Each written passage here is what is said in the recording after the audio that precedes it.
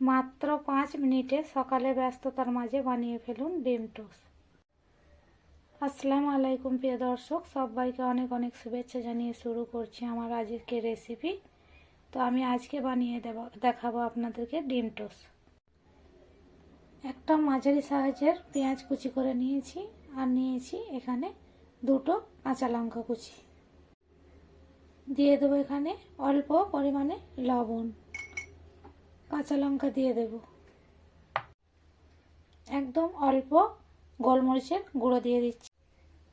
হাত দিয়ে খুব ভালোভাবে একটু পেঁয়াজগুলো মেখে নেব।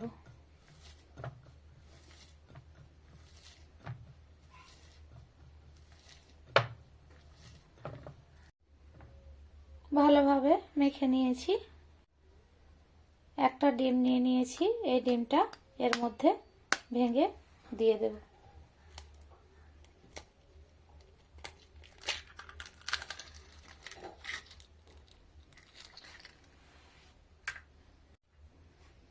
একটা কাঁটা চামচের সাহায্যে খুব ভালোভাবে ডিমটাকে মিশিয়ে নিচ্ছি।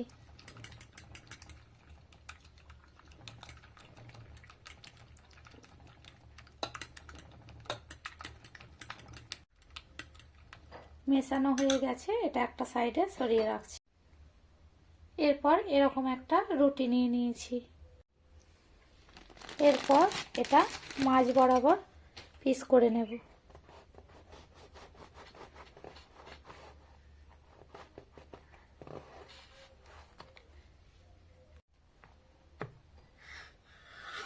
ঠিক এভাবে পিস করে নিয়েছি। এরপর গ্যাসের চুলা অন করে একটা প্যান বসিয়ে নিয়েছি। এরপর এই রুটিগুলো একটু হালকা করে এপিট ওপিট সেঁকে নেব।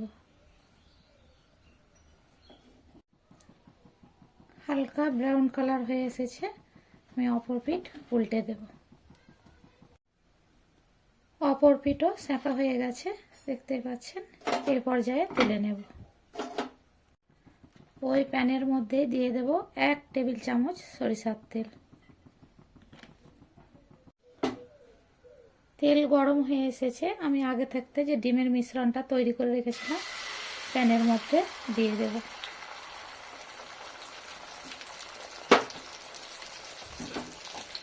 হালকাভাবে একটু চাড়িয়ে একটু সেট দিয়ে নেব। এ পর্যায়ে চুলার জালটা লো টু মিডিয়ামে রাখতে হবে। কয়েক সেকেন্ড ভেজে নিয়েছি। এরপর যে রুটিগুলো সেঁকে রেখেছিলাম সেইগুলো এর মধ্যে চেপে চেপে দিয়ে দেব। এটা কাঁচা থাকতে দিতে হবে, খুব বেশি ভাজা হয়ে গেলে হবে না। এরপর মাঝ বরাবর এটাকে কেটে নিতে হবে।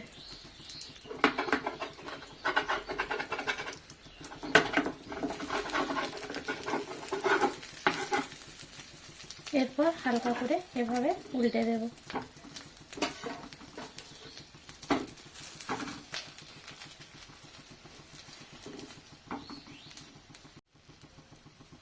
এক পিঠ ভাজা হয়ে গেছে, আমি আবারও এই সাইড উল্টো পিঠটা এভাবে উল্টে পাল্টে ভেজে নেব।